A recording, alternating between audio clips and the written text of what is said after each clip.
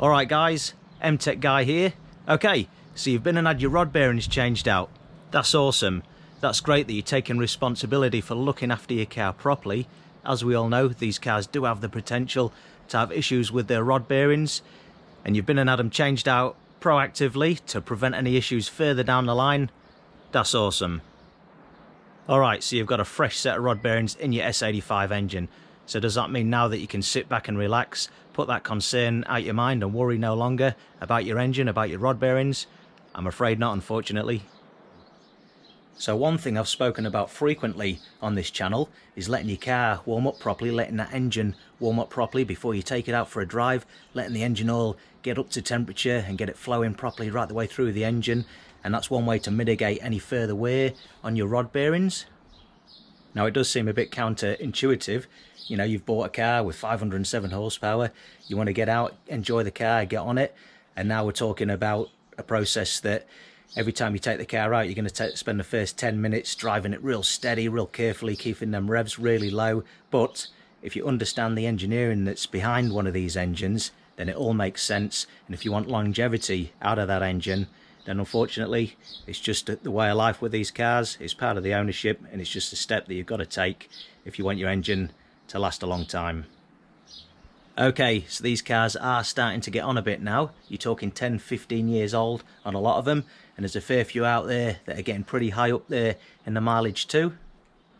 Now when you go out and buy one of these cars, like any used car, you've got no control over how the previous owners have treated the car. Now, alright, you might have service records and whatnot to go on, but you never know how the previous owners have driven the car, whether they've been thrashing it from cold, what oil they've been using in it, how they've treated the car, you know, if they've abused the car. So that's something you've got no control over. So when you get into one of these cars, you've got no real idea of the condition of the rod bearings when you first buy the car, unless you pull the engine apart and take a look at them. If you're going to go that far, obviously you're going to chuck a new set in.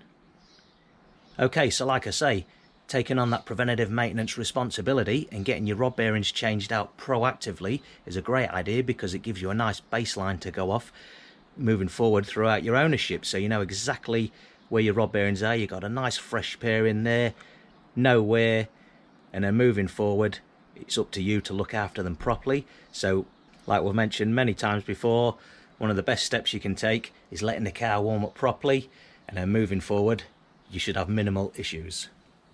And yes, I know on this channel I keep banging on about doing these regular oil changes and letting the car warm up properly every time you take it out, but listen, the reason people experience problems with these engines is because they haven't taken them steps and they haven't looked after it properly. So it's just part of ownership, of owning one of these cars, owning a car with an S85 V10. Now that's talking about your future ownership as a whole, and a step you're going to have to take every time you take out the car, you know, and that's fine. But one thing I want to talk about in today's video is what to do straight after you've got your rod bearings changed out. Okay, so you got your rod bearings sorted, you got the fresh set of rod bearings in your S85 engine. Now what? Now what do you do? Okay, so you've got your rod bearings changed out, but that doesn't change the fact that there'll be a lot of that previous rod bearing wear material rammed up through every orifice of the engine. Now the only way to get it thoroughly cleaned out properly would be to pull the engine and strip the whole thing down, but obviously that's a ridiculous idea. So the best steps that you can take once you've got your rod bearings changed out is you want to give it at least 3 oil changes. Now I don't mean straight away back to back, but you do want to do them in pretty close proximity to one another. Now when I first bought this car, one of the items that was done as part of the pre-sales service was the rod bearings. That was a big selling point for me, and that's one of the big reasons why I went for this car.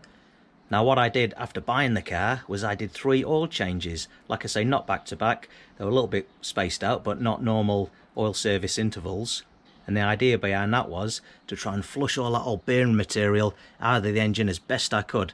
Now I'll tell you now that them 3 oil changes, I found wear material when I drained the oil every single time. There was glitter in the oil, and it was like panning for gold in the drain pan. So I'm not kidding, it's worth getting this job done after you've got your rod bearings done. Get at least 3 oil changes done in pretty close proximity to one another. Because the way these engines are designed, you're not going to be able to drain absolutely 100% of all the oil out during each oil service. due to all the orifices within the engine, and also these have got a bit of a strange sump. They've got like a dual pan. Now some of the later models have an extra drain plug, but the early models like this is a 2005, it only has a drain plug in the rear of the sump. But nonetheless, there's still going to be a percentage of oil left in your engine, and also that bearing material is going to be rammed up in all the orifices in the engine too. So the idea behind doing them 3 oil changes is to try and flush it out as best you can, and also dilute any old oil that might be remaining inside your engine, and then eventually you're going to eliminate pretty much all of that old bearing material. And one thing that you want to do during them 3 oil services is make sure you change the filter out each time, and it's worth pulling that filter lid out and giving it a good clean, and give your filter housing a good clean up inside as well, and you'll find that there's a reasonable amount of material in there also. So what happens if you don't do this? What happens if you don't take these steps? Well, eventually what that bearing material is going to do is get up inside your Vanos solenoids, and it destroys the balls of them, it damages them, and then it causes them to pass, causes your Vanos issues later on. And also if there's any fragments in your engine, rod bearing fragments, if they get into your Vanos pump, it's going to destroy the races in the pump. And then Vanos pumps ain't cheap, so for the price of what, at least 3 oil changes, you know, it's a no-brainer. Why not? So you've got your rod bearings changed out, that's awesome. Now make sure you get them 3 oil changes done in pretty close proximity to one another, and then you'll be well on the road to having a reliable S85 V10.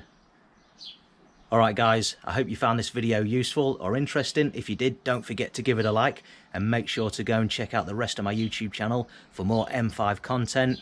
Feel free to comment below on your rod bearing experiences, whether you've had them changed out, whether you've found wear material in your oil when you've been doing oil changes. Alright, I'm MTech Guy. Thanks a lot for watching.